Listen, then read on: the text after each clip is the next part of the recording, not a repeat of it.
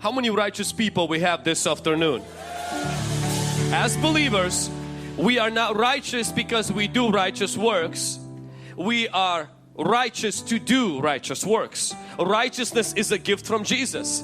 And there is an opportunity where a righteous person can forfeit the righteousness by turning away from his righteousness. Watch this, what it says. If a righteous person turns away from his righteousness, our righteousness is Jesus Christ.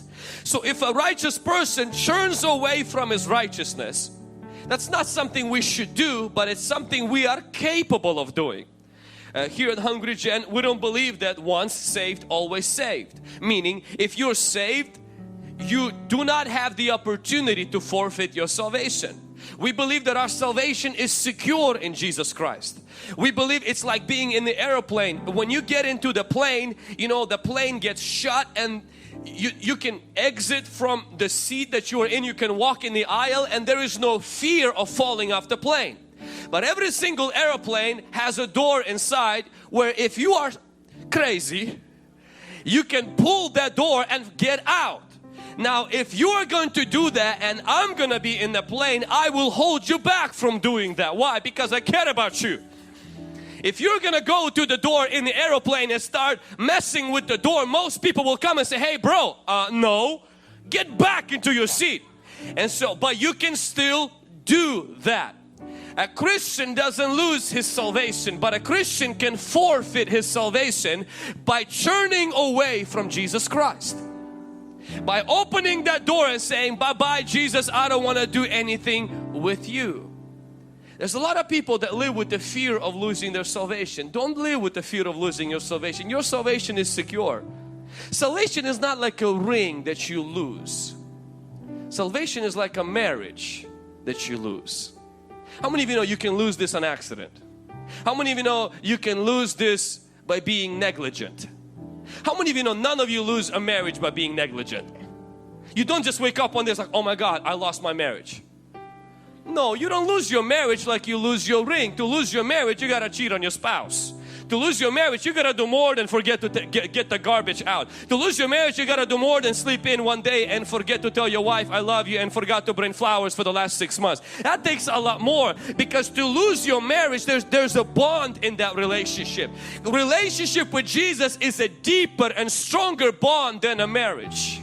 You're not gonna lose that easily. And what I love about this is the Bible says if a righteous man turns away from God, God says, I don't let them go yet.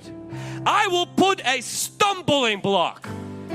Meaning God says, I will not let them jump off the plane that easy. I love this about grace. I love this about God. Because see, most of us think even the story of the prodigal son, the lost sheep and the lost coin deals with the lost people. But may I remind you, the lost sheep, the lost coin and the lost prodigal son do not deal with the lost people. They deal with believers who turn away from the Lord. Because the son was a son. The coin belonged to a woman and the sheep belonged to a shepherd. And when the father got his son back, he didn't get a new son, he got the same one. When the woman got the coin back, she got the same coin. And when the shepherd got the sheep, it was the same sheep, it was not a different one. So that tells me when a believer turns away from their righteousness and begins to go and do iniquity, as Ezekiel said, God says, I put a stumbling block. Have you ever seen a police chase? When you are running away from, I'm not going to ask for anybody if anybody ever was involved in a police chase, but I'm very curious to find out if anybody has been in a police chase. I'm not going to ask for that. But anyway, have you anybody? Police chase is when you break the law and then there's road signs, you ignore them because they don't apply to you, they apply to everybody but you. And then you hear a siren and you ignore the siren, and then you keep going after the siren. You begin to notice that there are people that are chasing you now, they're going after you, and then there comes this point, a lot of times there are speed bumps that you go through really fast, and the police uses these spikes stripe spikes where they would throw on the road so that they could puncture your tires to slow you down. And there's a little video behind me, if you can play that, where even there are people who are so stubborn that even if you put spikes in the road and you puncture their tires, they will still keep driving. No, not this one. That's yeah, it's the one from Dropbox. Yeah, that was a little bit different one. I apologize. In the first service I talked about hell, and that, yeah, please watch the first service message. It's a lot more sober than this one. It's on Dropbox. And so the police would put spikes that they would puncture your tires, and after your tires are punctured, and I watched these videos this week where people would still drive and car would come to a stop, the car cannot go anymore, the tires cannot go anymore, and the people would still run out of the car and run, and of course they will send dogs, and then these particular group of people that I watched on the YouTube clip is that they would come and would get arrested. That's really how backsliding looks like. I want to let you know a few things. One is that God will use road signs, and if we don't heed them, He will use speed bumps. What are speed bumps? It's the experiences of people close to you. When somebody, your friend, has a testimony and they share with you how they got saved, it gives you a speed bump. It shakes you up a little bit. You're like, oh my goodness, I'm doing exactly the same thing. I probably need to get saved. It shakes you up. But some of us, that's not enough. We need to have some spikes in our life. We need to have some stuff happen to our own selves. Our bottom has to fall off. We have to fall from the horse and bite the dust. We have to get hit a lot of times. And when our tires get punctured, when Peter preached, the hearts of people were cut, and the Bible says they were cut, meaning the conviction of God came in. But some of us, we are so stubborn that even if you puncture our heart is broken. Maybe it's a breakup, maybe it's some kind of a devastating situation, and God allows that because He is chasing after us. He wants us to come to a stop. He wants us to surrender. He wants us to be pulled back. God says, if you turn away from your righteousness and go do iniquity, He says, I will set a tripping block, a spike, a roadblock. Why? Because I want to capture you. And no, I don't want to arrest you to take you to prison. I want to bind you with my love to take you home. Come on, somebody.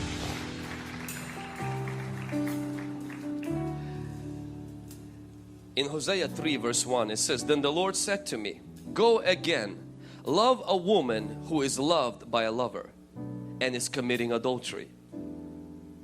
So relationship is broken.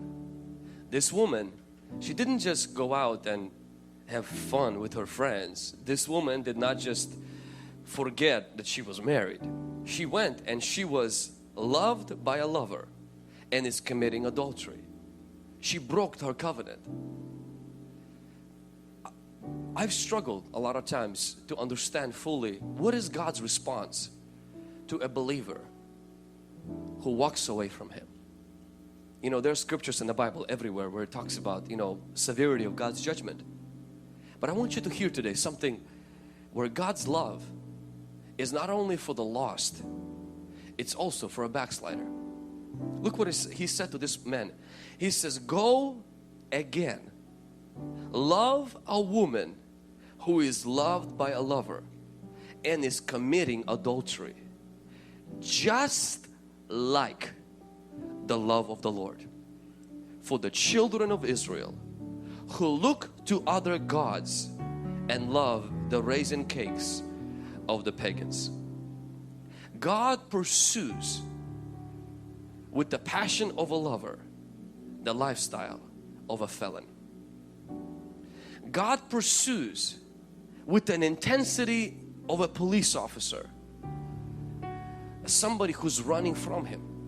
God tells Hosea, your wife who legally, scripturally, you have to stone her according to the Old Testament. According to the New Testament, you have a free pass to walk away, wash your hands from that relationship and says, she was a prostitute before I met her. She went back to her old life. And you know what? I'm just gonna go get inner healing, get me some therapy, sign up for prayer line, get delivered, give me a 6 to 12 months. And then I'm gonna go Christian mingle, christiansingle.com. And then I'm just gonna go find me a new wife. But God says to Hosea in the Old Testament, He says, I want you not only to go find her, rebuke her and tell her what she did wrong. He says, I want you to go, and this is the challenging part, not just forgive her, not just accept her, not just bring her back and give her her room and her makeup table and her vanity table. He says, love her.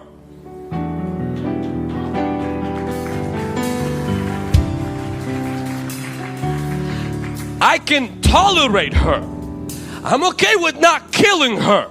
That's already mercy, God. I'm okay with not giving her divorce papers, God. That's huge. But you want me to love her while she's currently in an affair relationship. It's not that she broke up and came repenting. She's currently in that relationship, and God says, love her. Win her back.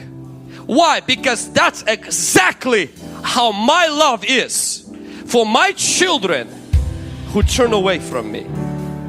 See, most of us think is that when people turn away from God, when Christians walk away from the Lord, college life, maybe abuse happened, perhaps something other happened in your life that caused you to a stumbling block, you tripped over, you walked away from the Lord, you stopped abiding in Him and you dried up spiritually, you died. There's another stumbling block. See, the devil is not the only one that uses stumbling blocks to get you off of Christ. God uses stumbling blocks to get you out of the devil. God will put stumbling blocks and God will pursue you with His love to get you back. He loves you so much. Today is your time to pull over, lift your hands and say, I surrender to your love and to your grace.